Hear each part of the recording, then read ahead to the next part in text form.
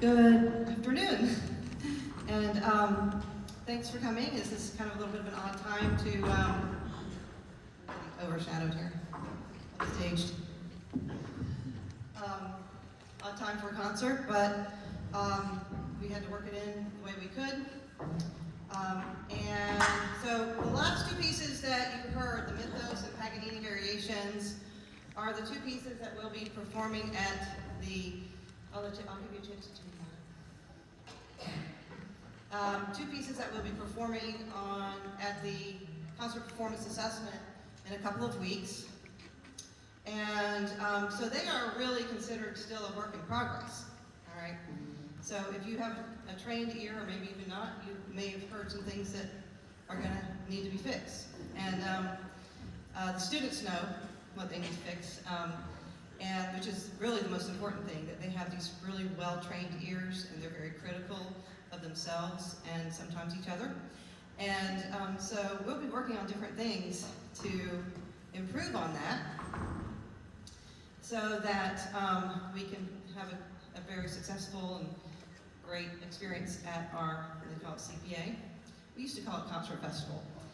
And I didn't want to change the name to CPA because it just doesn't sound as fun. Concert Festival sounds way more fun. But, so that's what we're going to be doing in a couple of weeks.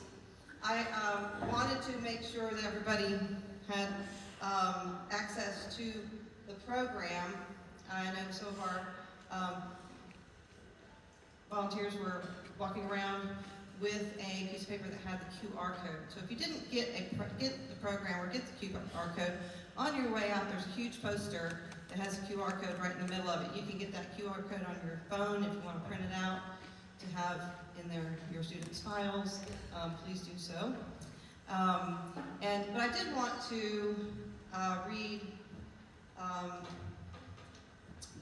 about their next piece. But before I do that, I wanted to also,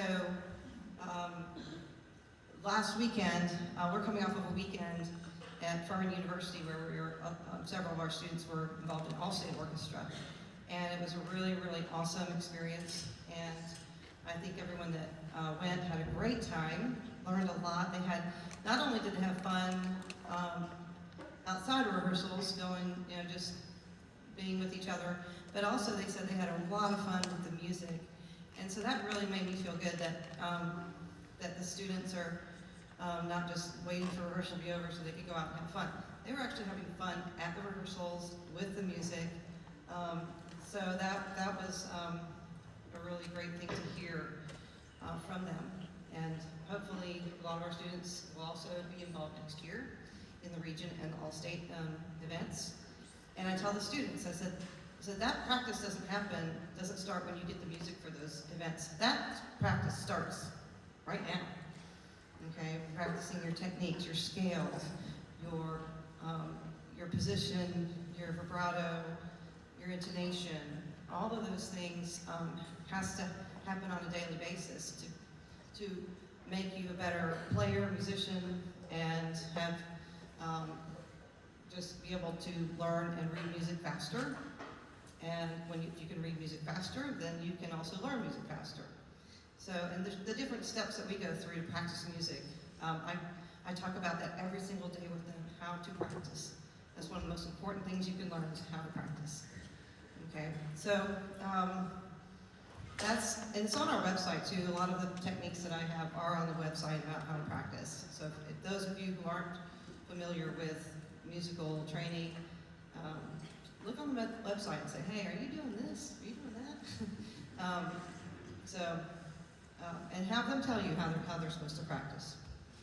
So I think that's also a good thing for them to do. So we're going to, we have these guys up here that not only were number 1 and 2 at our region orchestra, they were 2nd and 3rd at the all-state orchestra. And, hold on, not only that, they're going to be 1st and 2nd base at the All-State Band Clinic in a couple of weeks too. So now you can get them.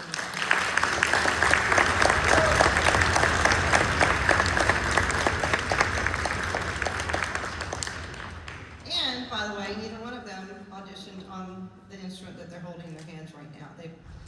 Luke auditioned on violin, and RJ auditioned on cello. And so we have several students up here that have switched to a different instrument. And for some reason, I am able to see students and say, gosh, this would be a really great instrument for you. But it has to be them wanting to do it. Both of them took to the bass like they were born with it. So, and it was just a complete transformation of them as a person. I know we have a violist who's now in high school. I think she's a sophomore. And her name's Allison Wager. And I don't think she'll mind if I tell her name. But she was a violinist up until the 8th grade. And I said, you know, have you ever tried viola? And she was a very good violinist. She wasn't the greatest, but she was good. And she took that viola, and it was like, I mean, her face just, you could see it in her face. It was like, wow, this is what I should be playing all along. And she, I think in middle school, she may have made region in 8th grade, I'm not sure, but she was like first or second chair this year in 10th grade at Allstate on the viola. So it really makes a difference to get that, sometimes to get that right instrument in your hands. And I know there's some of you who are resistant to that, like, no, we've spent 18 years on the violin, we are changing. But sometimes it does make a difference. And these two are a perfect example of that. They are going to play a piece called the Petit Scherzo, and it is a duet for contrabass by Charles Gounod, who is a French composer. He is best known for his lyrical operas and his sacred music, and he played an important role in shaping the 19th century French musical style. Gounod's music is characterized by clarity, warmth, and lyricism, helping to bridge the classical traditions that he admired and the romantic expressiveness of his own era. The Petit Scherzo is a light and playful instrumental work written in his elegant lyrical style. So please enjoy Luke and RJ playing the Petit Scherzo. All right, take it away, guys.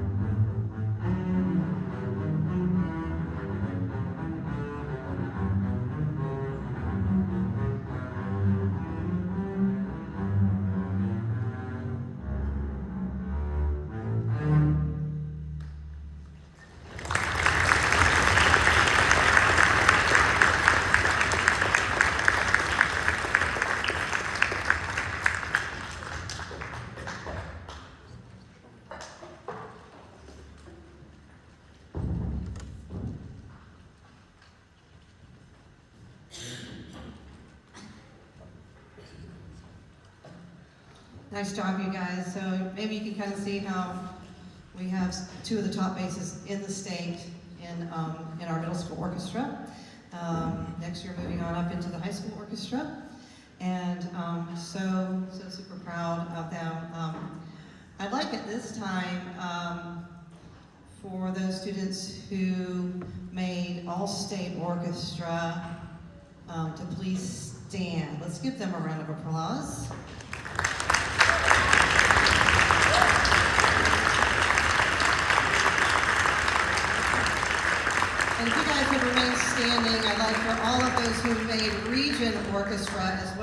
stands. Regional orchestra, please stand.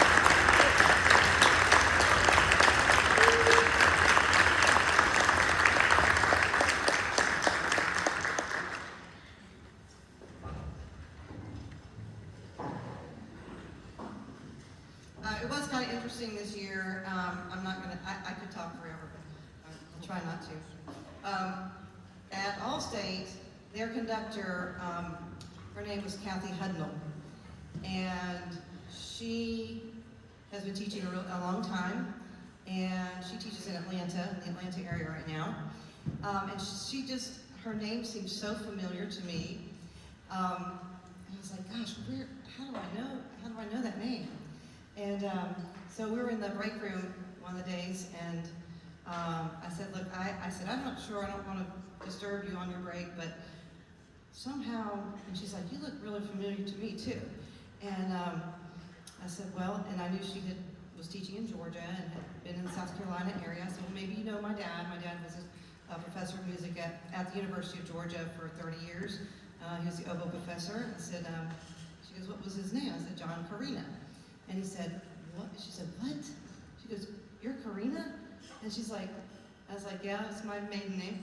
And she said, oh my gosh. She goes, we were in the same cabin at the Brevard Music Center, either at the summer of 8th grade or 9th grade. We were in the same cabin.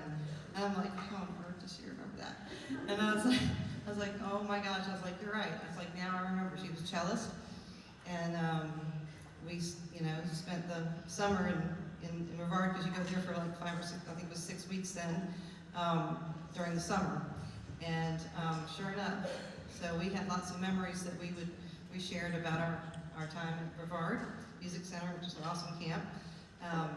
So that was a really neat experience, that to see her there and have that whole circle kind of come together. So I just thought I'd share that. And I know she shared that with the students, and she said one of us was a little more mischievous than the other. Did y'all figure out which one? They don't want to say it, but yeah, I think they figured out which one it was. They're like, we're not really going to say. So anyways, so we've had a really an enjoyable year with lots of different things going on. We still have things going on as well. We have our CPA coming up, and then we also have our trip to Universal, and we're going to be doing, what is it we're doing at Universal? Which piece? Oh, we're going to be doing Despicable Me, music from Despicable Me. So we'll be doing some Minions music. The 8th graders will have an 8th grade piece that they will choose to play for their 8th grade graduation, and lots of other little things that we'll be doing, playing for convocation and at some point as well. So thank you so much all for your support and everything that you do for these students. We couldn't do it without parents. I mean, I know y'all are tirelessly going to lessons, rehearsals, all the other things that they do as well, and trying to keep up with those academics. So, there's a lot of challenges that you face with students here at SOA. And hopefully that you will continue on here as our 8th graders continue on to high school and enjoy all the challenges and everything that come along with that. We're going to end with a treat for you. This is Moon Dance by Van Morrison. Some of you might know this song. And it's kind of neat because Morrison intentionally wrote the Moon Dance to reflect the swing and sophistication of jazz standards that he admired. There's a walking bass line throughout, and it evokes the great American songbook tradition, showing Morrison's blend of rock, folk, and jazz into a more timeless style. It is timeless because you can always enjoy this song. So please enjoy Moon Dance. RJ. Everybody?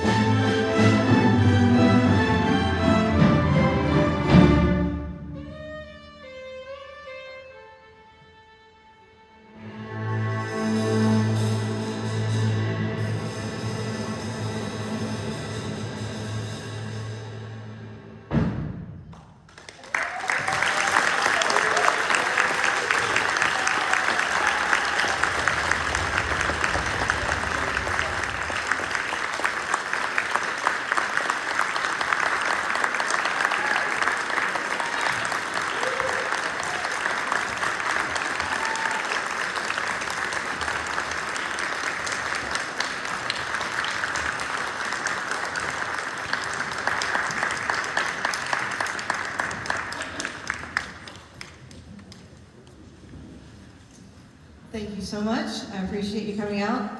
Kept it short and sweet for you. And really, really hope you enjoyed it and as much as we enjoyed playing for you. Thank you.